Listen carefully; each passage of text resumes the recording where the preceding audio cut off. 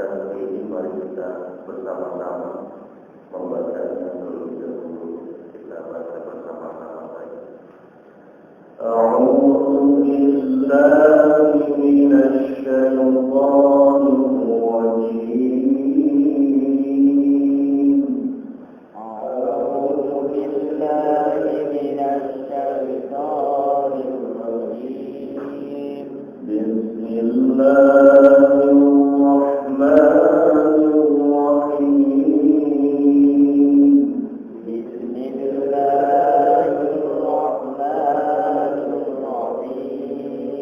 Alhaakumut takatsur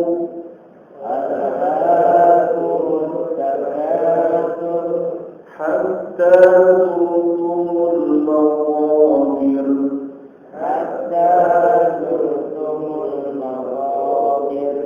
kalla sawfa ta'lamun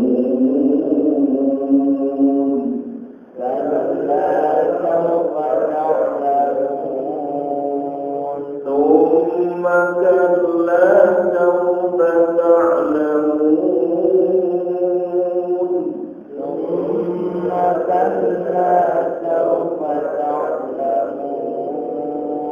كلا لو تعلمون علم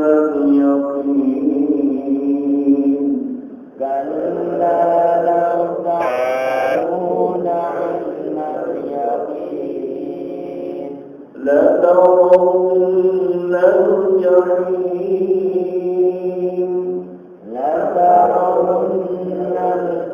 الجحيم ثم لترونها عين اليقين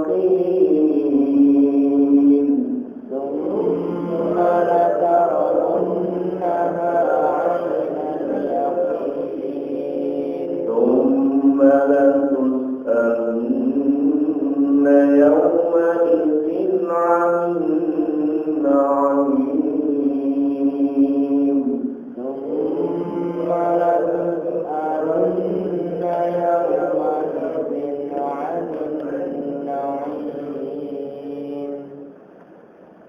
Alhaakumut takatsur, telah melalaikan kalian semua bermegah-megahan dengan dunia hatta zurtumul maqabir, sampai kalian semua itu mengunjungi liang kubur. Karena sawfa ta'lamun, kalian kelak akan tahu. Tsumma kalla, kemudian tidak. Sawfa ta'lamun, kelak kalian akan tahu. Karena tidak. Lau ta'lamuna ilmal yaqin, seandainya kalian mengetahui dengan ilmu yaqin, dengan ilmu yang diyakini, ilmu yang sampai pada tingkat yakin, la tarawunnal jahim, yakin kalian akan melihat neraka.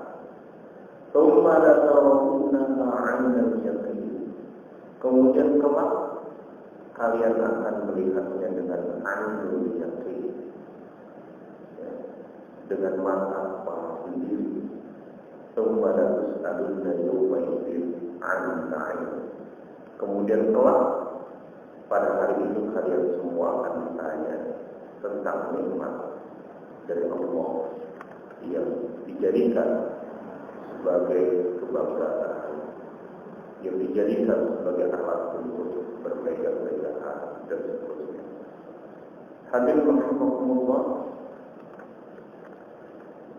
surat ini mengingatkan kita terlepas dari berapapun nikmat Allah yang diberikan kepada kita. Ada orang yang mendapatkan nikmat Allah begitu banyak. Ada orang yang mendapatkan nikmat Allah dalam arti keduniaan biasa saja. Ada orang yang mendapatkan karunia dunia itu dalam bentuknya yang cukup sulit.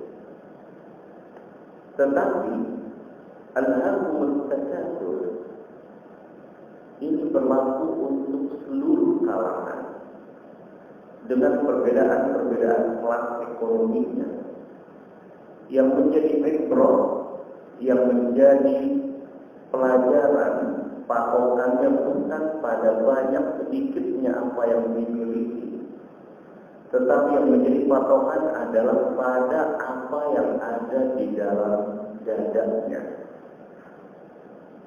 Ada orang yang ketika mendapatkan karunia dunia itu begitu besar, tetapi baginya biasa saja.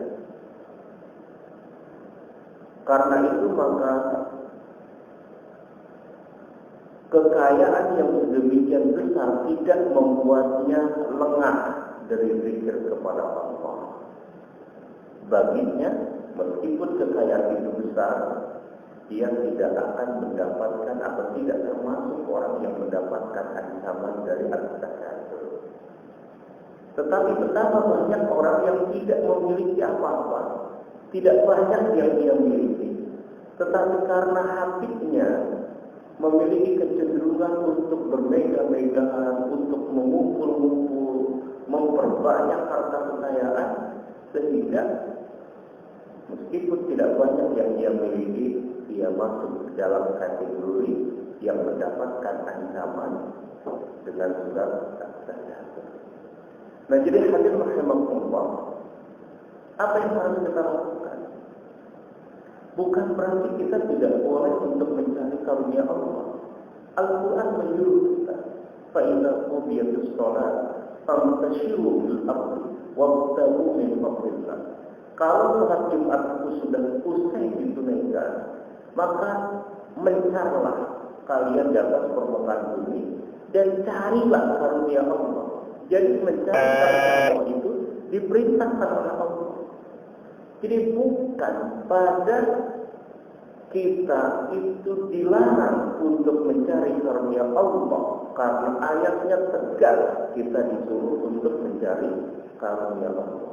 Tetapi yang dilarang oleh ayat ini adalah sikap di mana ia mengagungkan dunia, di mana ia menjadikan dunia sebagai alat kemegahan, menjadi kesombongan, apalagi kemudian menjadikan dirinya itu lalai dari mengingat Allah Subhanahu wa taala. Nah, ini yang kemudian menjadi catatan utama atau catatan pertama dari ketika kita membaca surat al-takatsur ini. Hadirin rahimakumullah. Jadi yang menjadi persoalan adalah cinta pada dunia. Nah, ini kecintaan pada dunia inilah yang menjadi masalah, ya, yang menjadi masalah.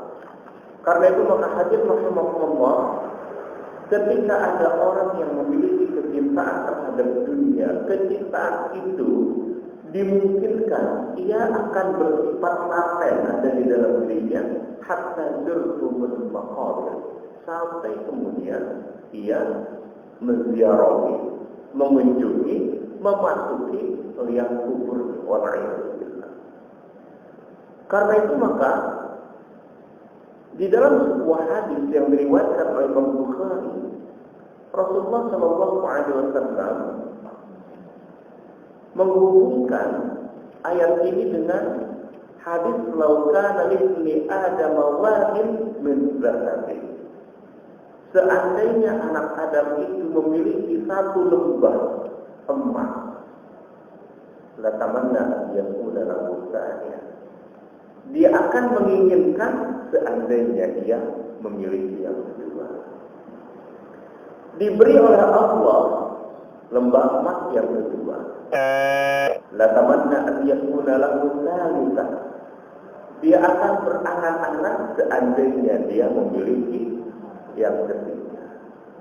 Diberikan oleh Allah yang ketiga, latamanna an yakuna lahu rabi'ah. Seterusnya begitu.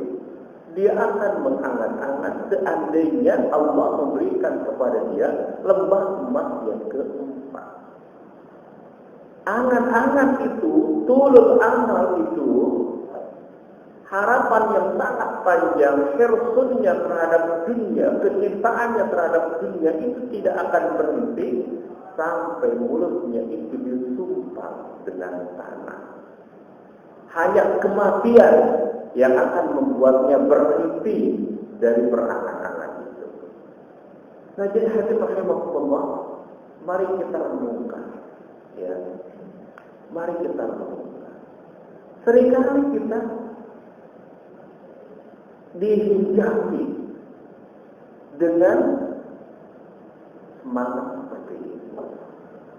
Ya, ketika naik angkot, orang lihat orang naik motor, coba deh kalau kita punya motor, perjalanan nggak lama-lama begini, gitu.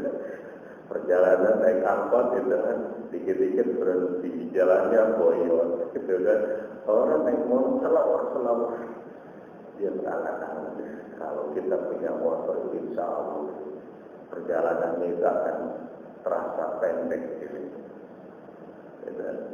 Dapat motor, hujan, lihat orang pakai motor, coba deh kalau bannya ini nambah 2 lagi, maka hujan ini tidak akan kehujanan. Allah ngasih dia beli mobil, ya. Lihat mobil Pajero, coba deh bisa ngebut. Jadi itu adalah ciri dari manusia, begitu terus, tidak akan pernah berhenti. Ya. Ini karakter dari manusia. Jadi hadirin rahimahullah, ayat ini mengingatkan kita, seandainya kita terus tidak mengerem, tidak mengontrol keinginan-keinginan kita, maka keinginan kita itu tidak akan pernah ada ujungnya. Yang menjadi masalah adalah ketika kita punya keinginan, kemudian kita berusaha untuk mendapatkan keinginan itu, maka effort, kinerja yang akan kita kerahkan untuk mendapatkan itu lebih dari apa yang biasa ia lakukan sebelumnya untuk mengejar apa yang menjadi keinginannya. Karena itu maka hal-hal yang bisa dilakukan ketika ia mampu menginfakkan sebagian waktunya untuk beribadah kepada Allah. Nah, ini yang kemudian sedikit demi sedikit secara perlahan kemudian dikurangi demi untuk mengejar dunia agar apa yang diinginkannya itu tercapai.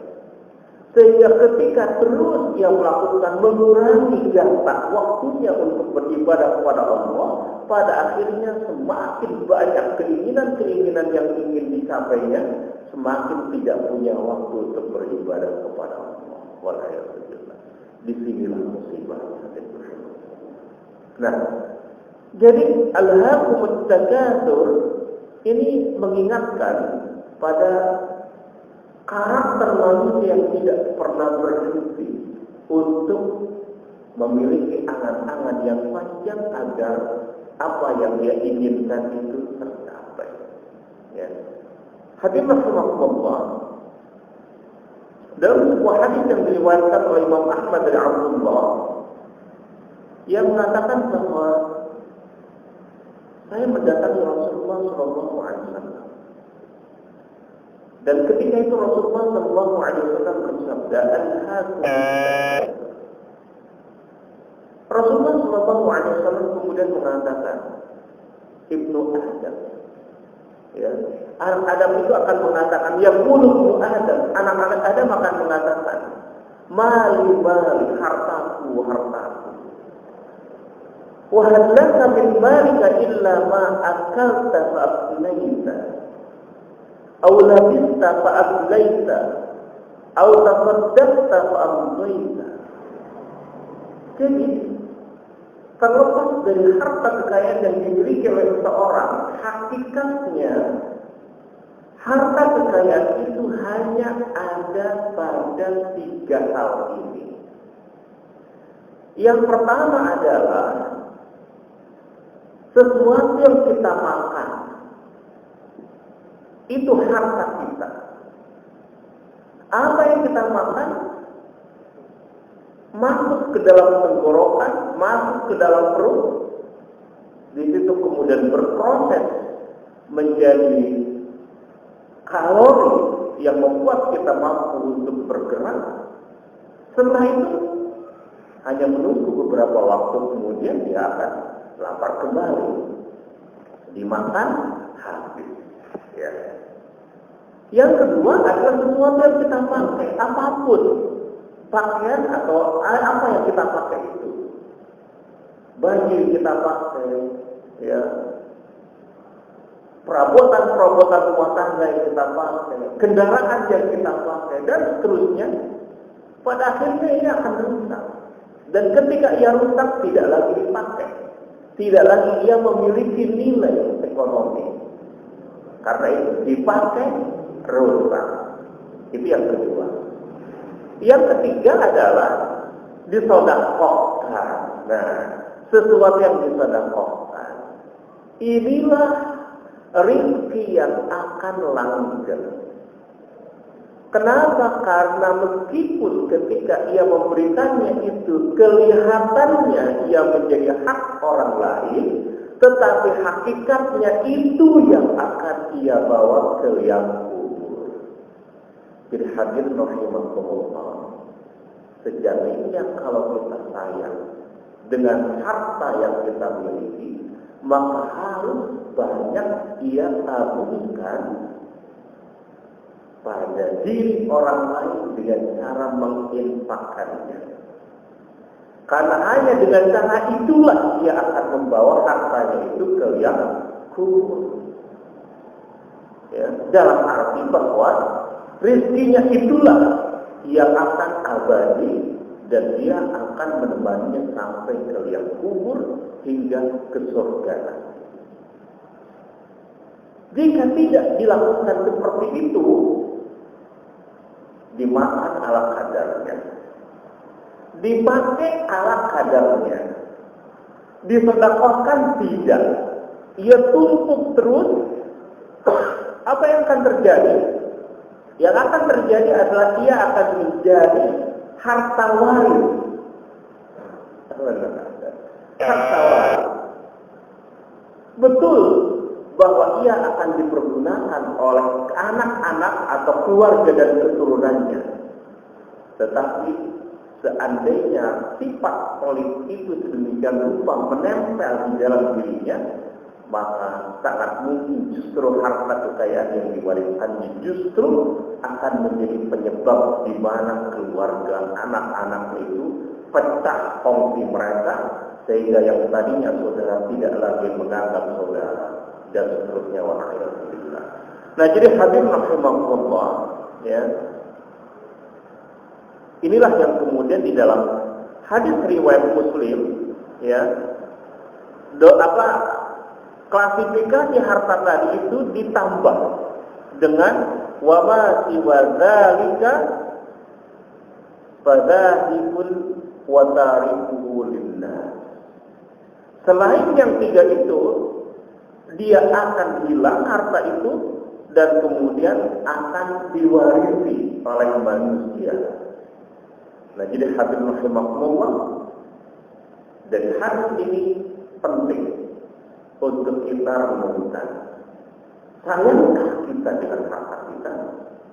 Jika kita sayang dengan harta kita, maka berarti kita harus lebih banyak berinfak. Karena harta yang diinfakkan itulah hakikatnya yang akan abadi, yang sampai kepada kita atau yang akan kita bawa hingga hari kiamat nanti. Hadirin rahimakumullah, di dalam hadis lain yang diriwayatkan oleh Imam Bukhari dari Anas bin Malik, Rasulullah Shallallahu Alaihi Wasallam bersabda bahwa seorang mayat itu akan diikuti oleh tiga perkara. Yatba'ul mayyita salasatun. Tiga perkara yang akan mengikuti seorang mayat. Fayarji'u tsani wa yabqa ma'ahu wahidun. Yang dua itu akan pulang ketika mayat itu selesai dikuburkan. Yang akan tetap bersamanya di dalam kubur hanya satu, ya. Yatba'uhu ahluhu wa maluhu wa amaluhu. 3 hal yang akan mengikuti mayat itu, yang pertama adalah keluarganya, kedua adalah hartanya, dan yang ketiga adalah amalnya. Ya. Fayati ahluhu wa maluhu. Selesai dia dikuburkan, keluarganya akan pulang, hartanya akan pulang. Wa yabqa amaluhu. Yang tinggal bersama mayat itu hanya amalnya. Jadi hadirin rahimakumullah, keluarga yang meninggalkan atau keluarga yang mengikutinya, mungkin beberapa waktu ia akan berkabung karena kehilangannya, istri berkabung karena kehilangan suaminya, anak berkabung karena ditinggal oleh orang tuanya. Tetapi istri, dengan berlalunya hari-hari, dia akan kemudian terbiasa dengan kehilangan suaminya. Dia kemudian menjadi biasa, habis masa iddahnya, mungkin saja kemudian dia dilirik oleh laki-laki lain. Dia menikah dengan laki-laki lain. Jadi sesuatu yang kemudian dibanggakan, ya, sesuatu yang kadang kemudian seorang suami itu rela untuk melakukan apapun demi istrinya. Ingat bahwa tidak sepantasnya pengorbanan untuk keluarga itu dilakukan, ya, sampai pada batas di mana ia melanggar kaidah-kaidah halal dan haram. Ingat, ya, betapapun ia sayang dengan keluarganya, dengan istrinya, pada hakikatnya akhirnya ketika ia terlebih dahulu meninggal, istri akan menjadi, ya, istri orang lain mungkin. Dan ingat bahwa di akhirat seorang perempuan akan menjadi bidadari bagi suami terakhirnya di dunia.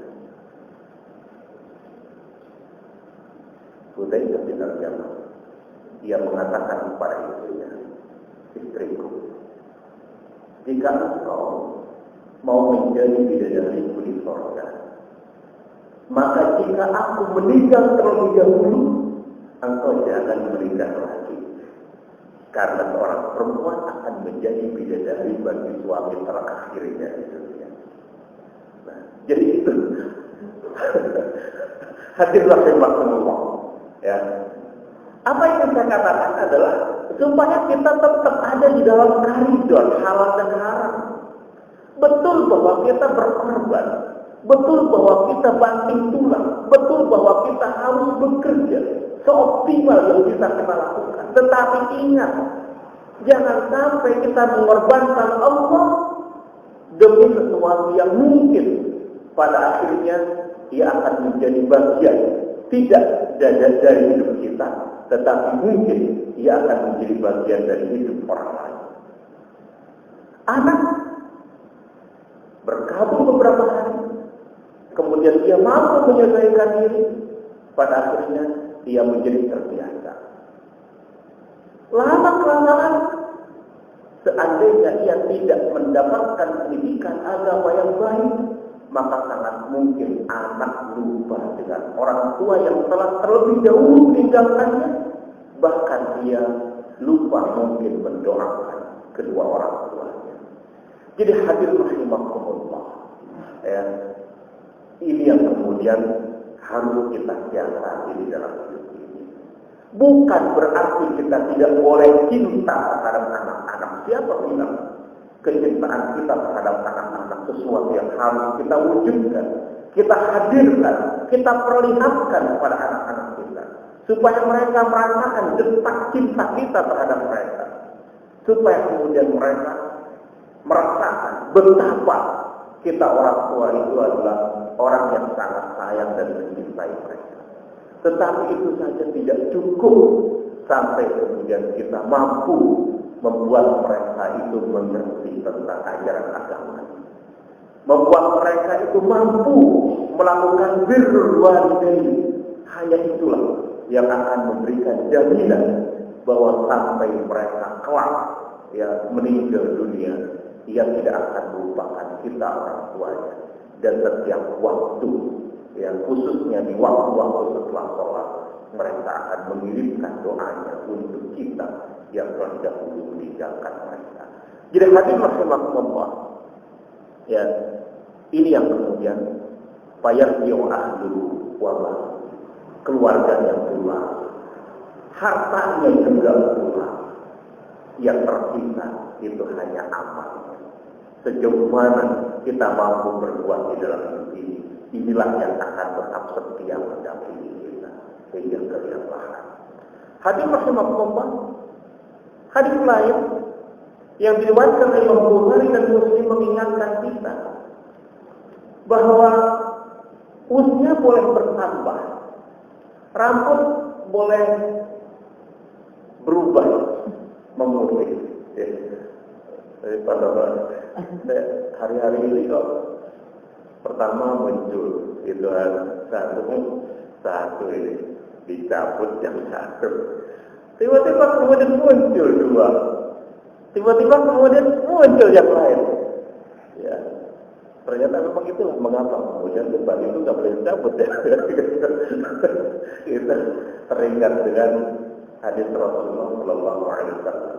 Ya, ketika Rasulullah Shallallahu Alaihi Wasallam itu mengomentari ayat awalam tu'ammirukum ma yatadzakkaru man tadzakkara wa ja'akumun nabi.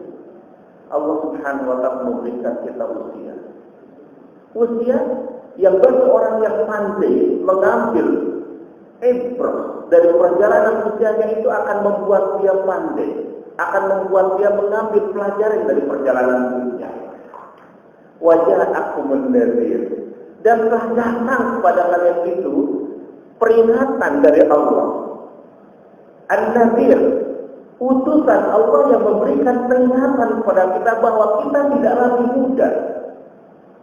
Imam Bukhari menafsirkan Imam Bukhari mengatakan An-Nadir adalah asy-syayb. Pemberi peringatan itu adalah ubat. Jadi ubat ini memberi peringatan kepada kita bahwa kita tidak lagi muda. Tidak lagi muda. Meskipun sekarang kan kemudian bisa bermunculan, sekarang anak-anak muda juga sudah banyak yang berubah, terlepas dari itu. Tetapi pada hakikatnya asy-syayb, ubat adalah peringatan dari Allah.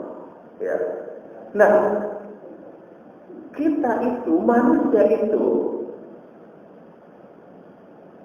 fisik boleh melemah, rambut boleh memutih, yang Ibnu Adam, manusia itu boleh kemudian menua, wa yabqa min husnani, tetapi yang tidak akan ikut tua ada dua. Apa itu? Al-hirsu wal amal. Al-hirsu itu apa? Al-hirsu itu adalah kecintaannya terhadap dunia. Ini yang tidak ikut tua. Gitu. Kelihatannya sih sudah bongkok-bongkok, tetapi kecintaan terhadap dunia itu tidak ikut bongkok. Gitu. Nah, jadi hadis Rasulullah, betapa kita kemudian sering melihat, semakin tua itu justru semakin sibuk. Mestinya semakin tua itu semakin punya banyak waktu untuk beribadah kepada Allah. Ingat, al-hirs tidak ikut tua. Wal amalu, dan harapan-harapan yang panjang, keinginan-keinginan yang panjang, seolah-olah dia masih seperti dahulu, dan seringkali justru ini yang terjadi. Ini yang terjadi. Ketika muda, dia punya fisik,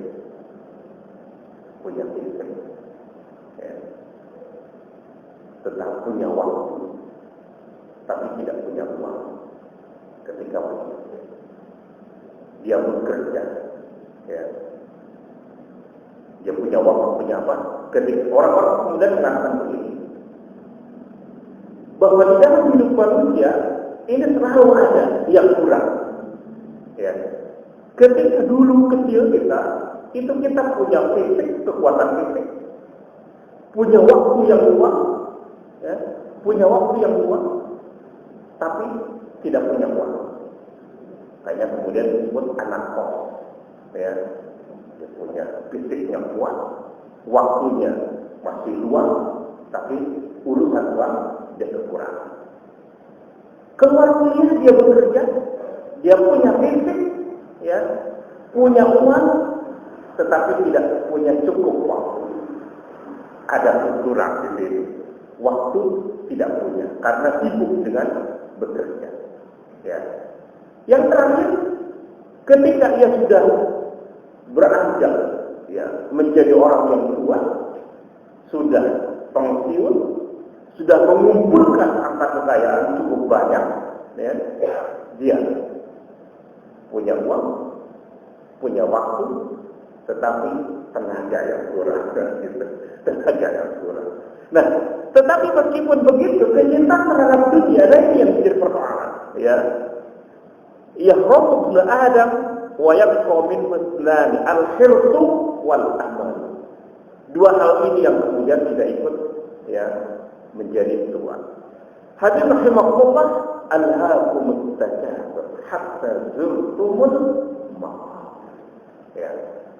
Jadi ini yang menjadi peringatan kita bahwa ketika kita tidak membina diri kita dengan terus memperbanyak waktu kita untuk beribadah kepada Allah, menyempatkan agar kita terus melakukan tazkiyatun nafsi dengan berbagai cara, di mana kita terus menekuni ibadah-ibadah kita kepada Allah Subhanahu wa taala, maka inilah sifat-sifat inilah yang akan menjadi sifat utama di dalam dirinya.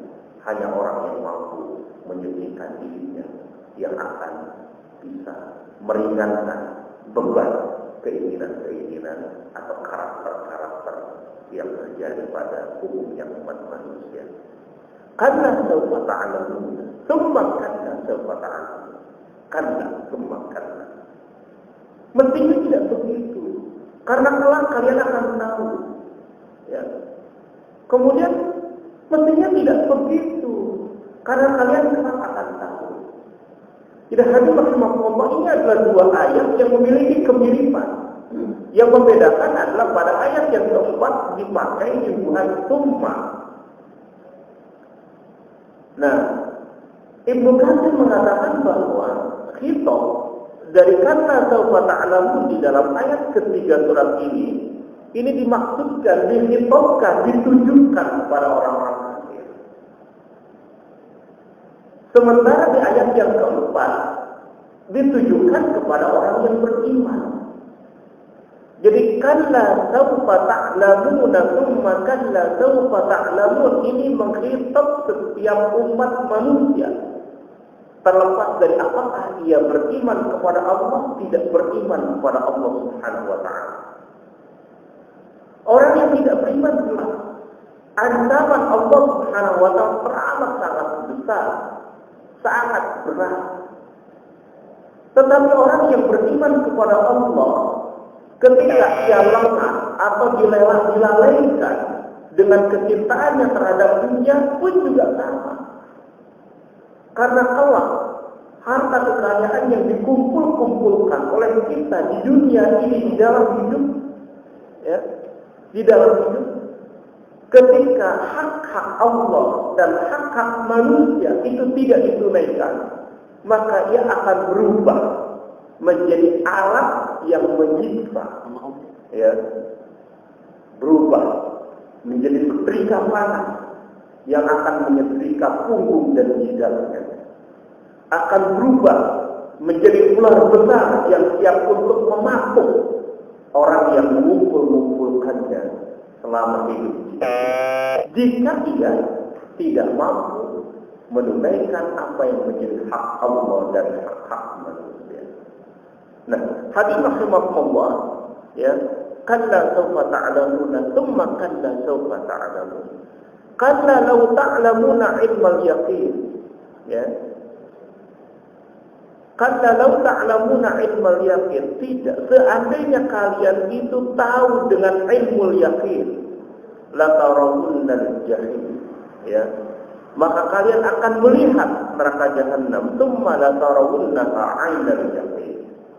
Kemudian kelak kalian akan melihatnya dengan ainul yaqin, dengan keyakinan yang sangat kuat karena disaksikan oleh mata kepala sendiri. Jadi hadirin rahimakumullah, karena itu maka ada yang disebut dengan hakul yakin, ada yang disebut dengan ainul yakin. Kira-kira yang paling kuat itu mana? Hakul yakin atau ainul yakin? Ya. Ketika Nabi Ibrahim alaihissalam mengatakan, Rabbi arini kaifa tuhyil mauta. Tuhanku, aku minta agar engkau memperlihatkan kepadaku bagaimana engkau menghidupkan orang-orang yang sudah mati. Allah kemudian bertanya, awalam tu'min? Memangnya kamu tidak percaya? Nabi Ibrahim mengatakan, bala, aku percaya. Walakin liyatma'inna qalbi. Tetapi aku meminta ini agar hatiku itu menjadi tenang. Allah kemudian memerintahkan kepada Nabi Ibrahim untuk mengambil 3 ekor burung, ya, kemudian dicincang, dicampur, kemudian satu diletakkan di satu bukit, yang satu di bukit yang lain, sampai kemudian campuran-campuran dari 4 ekor burung itu, ya, diletakkan bagian-bagian itu di 4 bukit. Ketika Allah Subhanahu wa ta'ala kemudian menghidupkan dia, ternyata Allah Subhanahu wa ta'ala membuat setiap bagian burung itu yang tadi sudah campur itu, ini bersatu kembali dari 4 tempat yang berbeda. Para ulama kemudian menafsirkan ayat ini. Nabi Ibrahim jelas, ia yakin bahwa Allah itu mampu menghidupkan yang sudah mati. Tetapi ia meminta kepada Allah untuk diperlihatkan supaya nandingkan keyakinannya itu dari hakul yakin menjadi ainul yakin. Ia diyakini sebagai satu kebenaran, tetapi keyakinan itu masih bersifat abstrak karena ia bagian dari pikiran dan keyakinan belum ia saksikan dengan mata kepala sendiri. Ketika kemudian Allah menghidupkan 4 ekor burung itu seperti sebelum ia dimatikan atau dibunuh, dicincang, maka ia kemudian begitu amat sangat yakin tentang kudrat Allah untuk menghidupkan sesuatu yang sudah mati. Nah, jadi hadirin rahimakumullah, kita sekarang yakin bahwa surga dan neraka itu ada. Kita semua yakin bahwa orang yang mendapatkan atau melakukan kebaikan di dalam hidup ini, ia akan masuk ke dalam surga Allah. Orang yang kufur atau melakukan dosa dan dosanya tidak diampuni oleh Allah Subhanahu wa ta'ala, ia akan memasuki neraka Allah. Ini adalah keyakinan yang ada di dalam diri kita, tetapi sekuat-kuatnya itu melekat di dalam keyakinan di dalam diri kita, ia belum beranjak dari hakul yakin menjadi ainul yakin. Baru kemudian ia akan menjadi ainul yakin ketika kelak di akhirat surga dan neraka itu bisa kita saksikan dengan mata kepala sendiri. Nah, jadi karena law ta'lamuna ilmal yaqin la tarawunnal jahim thumma la tarawunnaha 'ainan. Ini yang pertama. Perbedaan antara hakul yakin dengan ainul yakin. Pertama, yang kedua, yang penting untuk kemudian kita renungkan di sini adalah seandainya benar keyakinan tentang adanya neraka, keyakinan tentang adanya surga itu kita yakini sebagai hakul yakin, mestinya sikap yang tadi itu tidak terjadi. Sikap di mana dunia membuat kita lengah dari zikir kepada Allah itu tidak terjadi. Al-Quran kan bertanya, "Ara'aitan ladzi yukadzibu bid-din, fadzalika alladzi yad'ul yatim wa la yahuddu 'ala ta'amil miskin." Kamu tahu nggak siapa orang yang membohongkan hari kebangkitan itu? Nah, kata din kan di dalam surat Al-Maun itu artinya adalah hari kebangkitan. Ya, hari di mana akan ada hisab dan akan ada al-jaza, balasan. Ketika seseorang itu tidak mampu menyantuni anak yatim, tidak bisa bahkan kemudian sekedar untuk mengajak orang lain untuk memberikan makan kepada fakir miskin, hakikatnya ia sebenarnya sudah membohongkan hari kiamat, meskipun di dalam dirinya ada keyakinan bahwa hari kiamat itu akan terjadi. Tetapi keyakinan itu tidak membuatnya berdaya untuk menggerakkan amal perbuatan sehingga mampu berempati dengan anak-anak yatim, sehingga mampu kemudian melakukan sesuatu untuk menyantuni orang-orang yang tidak berdaya.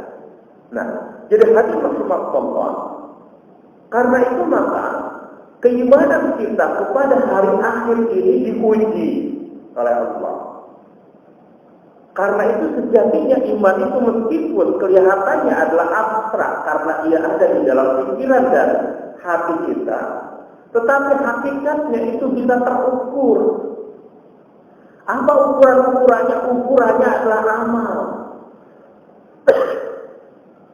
Ketika kita ngaku bahwa kita beriman kepada hari akhir tetapi masih tetap dilengahkan dengan urusan dunia, maka berarti sebenarnya rapuhnya amal.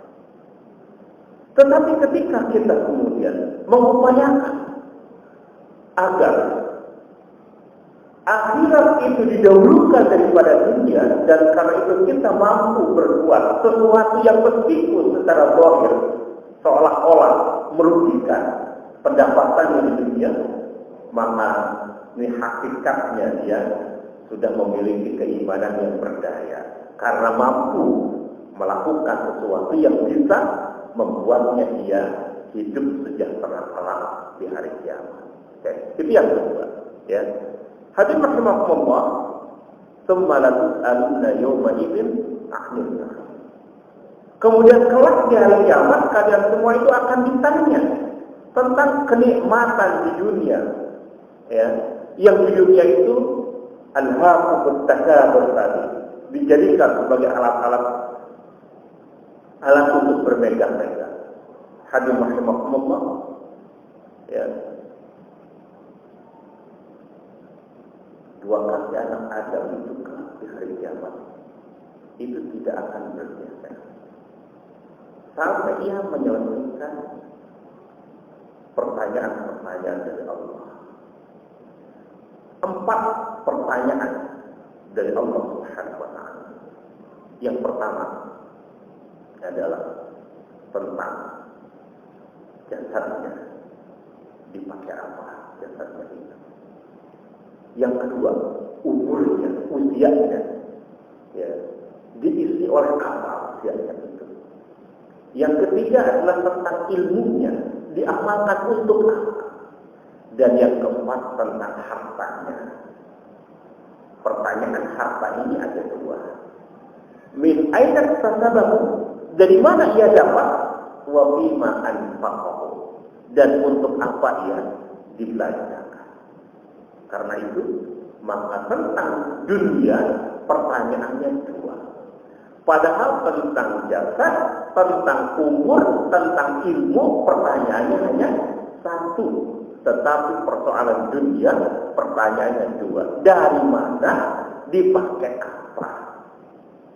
Jadi tidak cukup dipakai apa, karena pertanyaan pertama dari mana, dia juga akan dihisab oleh Allah. Kan seringkali kemudian orang yang penting kan dipakai kebaikan. Ya. Saya pernah dulu itu mendapatkan satu pembicaraan, ya, karena apa ya bertetangga, kemudian ya meskipun ketika itu saya ngontrak, dan kemudian dia tahu bahwa saya suka ya menyampaikan beberapa ayat mungkin gitu kan, dan pada akhirnya oh ternyata kita punya tetangga Ustaz juga gitu. Kemudian dia cerita, dia bilang Ustaz, saya tuh alhamdulillah Allah itu memberikan rezeki itu berlimpah. Ternyata mudah ketika Allah ya, sudah membukakan pintu rezekinya. Saya bilang, terus memang gimana? Dia bilang setiap hari itu ada saja orang yang mencari saya, minta bantuan, dan saya bantu. Dan subhanallah, setelah dibantu, ternyata pemberiannya itu luar biasa gitu kan. Jadi seorang pejabat, gitu kan. Kemudian mungkin orang ada atau banyak orang yang perlu, ya, dan dia kemudian mendapatkan. Ya. Dia mungkin merasa, saya kemudian menyimak, ya, mungkin nggak tahu dia melihat gestur saya atau bagaimana, tapi itu usah. Ya, tapi yang penting kan kita dipakai untuk, nah, benar loh dia bilang, saya itu ada beberapa anak yatim yang saya santuni setiap. Ya, saya juga berinfak ke pesantren anu, dia bilang. Saya bilang, saya kan nggak tanya di rapati gitu. Dan ternyata mungkin dia merasa gitu. Nah, itulah yang kemudian saya katakan Pak, tentang apa itu akan ada dua pertanyaan kelak di hari kiamat. Dari mana? Untuk apa? Jadi tidak cukup dipakai kebaikan, karena ini juga harus didapat dengan cara-cara yang halal.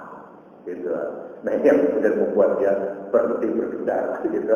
Nah jadi hadirin rahimahullah, ini semua lalu alumna yawmaidin ain akan ditanya gitu.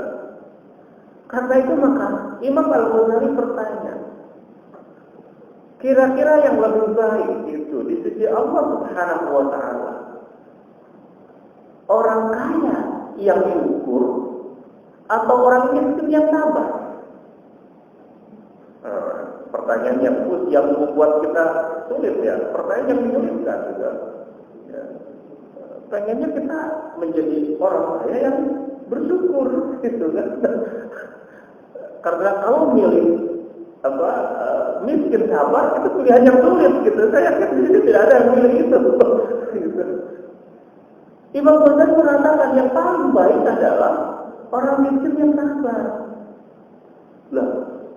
Kenapa orang miskin yang sabar itu yang terbaik? Karena kelak ketika dihisab itu tidak akan banyak auditnya. Masuk surganya cepat, gitu. Kenapa? Karena tidak banyak yang akan dihisab. Gitu. Karena meskipun orang kaya itu syukur, tapi kan setiap pendapatannya itu ini benar-benar akan diaudit. Dari mana, untuk apa, pendapatannya berapa, pengeluarannya berapa, gitu. Nah, jadi hadirin rahimahullah, termasuk alumna yaumaidin amin.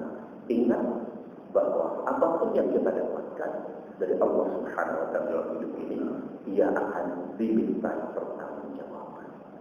Karena itu maka bersiap-siaplah ya sebelum ya kita kemudian dihisab. Hasibu anfusakum qabla an tuhasabu. Hisabkan diri kalian sebelum kelak kalian akan dihisab di hadapan Allah Subhanahu wa taala.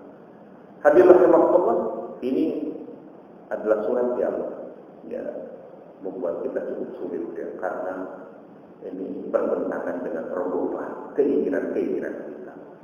Keinginan kita sih diberikan yang banyak.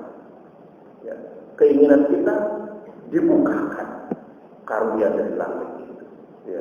Keinginan kita sih, ya kerja dan kerja itu, gitu orang bilang kan begitu, gitu. Kerja gitu kan. Itu kemudian ya ditolerir, gitu. Toh juga kita masih muda, gitu. Itu keinginan kita. Keinginan kita sih memang ya memperbanyak investasi. Ini kita investasi di investasi. Keinginan kita seperti itu. Tetapi ayat ini atau surat ini mengingatkan kita ada batasan-batasan. Ada sesuatu yang tidak boleh dilanggar. Ada sesuatu yang kita harus menjadi parameter dari hidup kita, bahwa ingat karakter kemanusiaan umumnya begitu, kecintaan terhadap dunia, angan-angan yang panjang ini akan terus melemah. Karena itu maka mudah-mudahan dengan merenungkan ayat-ayat di dalam surat At-Takatsur ini membuat kita sadar bahwa ada sesuatu yang paling penting di dalam hidup kita selain dari persoalan harta. Ada bagaimana hidup kita ini didedikasikan semuanya agar kita mendapatkan keridhaan dari Allah, agar kita mendapatkan surga. Mudah-mudahan Allah Subhanahu wa taala memberikan taufik dan hidayah kepada kita semua sehingga kita mampu mengontrol keinginan-keinginan kita. Baik, Bapak Ibu, itu yang bisa saya sampaikan terkait dengan standar